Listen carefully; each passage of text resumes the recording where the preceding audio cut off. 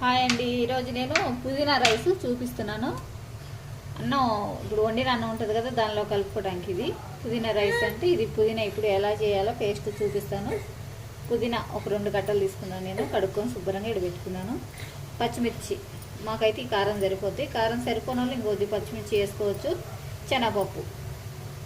ఇప్పుడు ఈ పుదీనా ఈ పచ్చిమిర్చి మిక్సీ చేసుకోవాలి. మిక్సీ చేసుకొని మెత్తగా పక్కకు పెట్టుకోవాలి. తర్వాత చూపిస్తాను మీకు.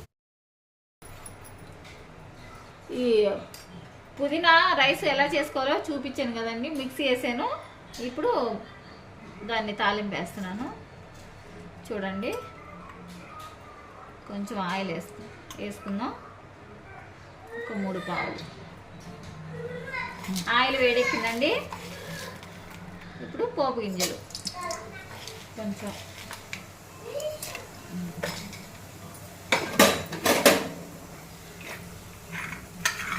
పల్లీలు,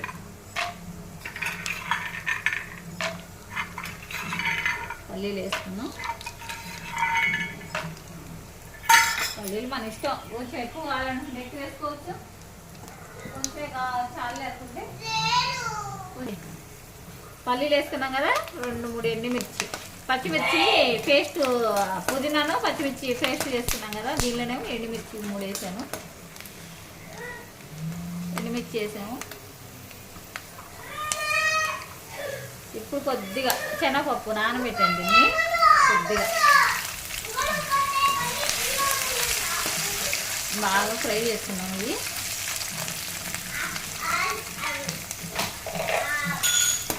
ఇట్లా బాగా ఫ్రై చేసుకున్నాం. అది వేసినామా, ఇలా ఎర్రగా వేయించుకున్నాం కదా.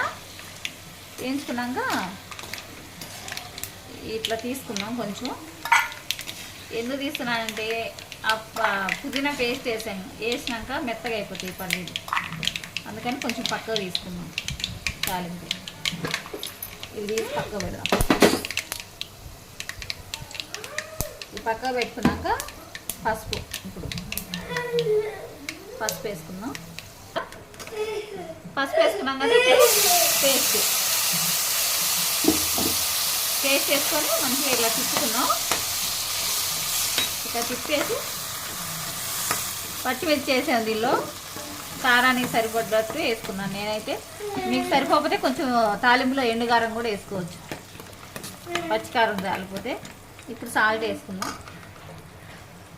సాల్ట్ దానికి తగ్గట్టు సాల్ట్ వేసుకుందాం. కొంచెమే కదా పేస్ట్, నేను కొంచెం వేస్తున్నాను. కొంచెం వేసుకుందాం.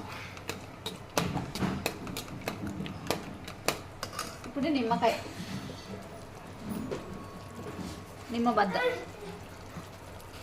కొంచెం పులుపు కోసం టేస్ట్ వస్తుంది. నిమ్మబద్ద వేస్తే నిమ్మకాయ ఒకటి వేసుకోవచ్చు, పేస్ట్కు తగ్గట్టు అండి. పేస్ట్ ఎక్కువ ఉంటే ఒక కాయ, లేకపోతే ఒక కాయన్నర. తక్కువ ఉంటే ఒక సగం బద్ద అయినా సరిపోద్ది. ఇలా ఇది దగ్గరికి ఉడకనిచ్చాక మనం పక్కకు అన్నం రెడీ చేసుకుందాం. అన్నం రెడీ చేసుకొని ఇది దగ్గరికి అయ్యాక అన్నంలో కలిపేసుకోవటమే. చూపిస్తాను మీకు ఇప్పుడు అన్నం కలుపుకున్నాక. పేస్ట్ దగ్గరికి అయింది కదండి, ఇదిగో రైస్ వేసుకున్నాను. ఇప్పుడు మనం అన్నం వండుకున్నాం కదా, అదే రైసు వేసాను. వేసి మంచిగా ఇలా తిప్పాను.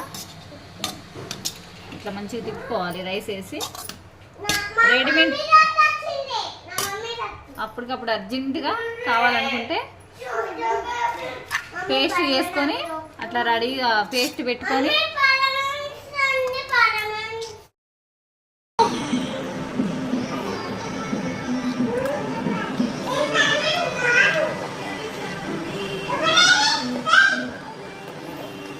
బాగుందంటే కారంగా పుల్లగా నిజంగా చాలా చాలా చాలా బాగుంది ఫ్రెండ్స్. ఖచ్చితంగా ఒకసారి ట్రై చేయండి. అండ్ ఎలా వచ్చిందో కూడా మాకు కింద కామెంట్లో చెప్పండి, సరేనా? See you.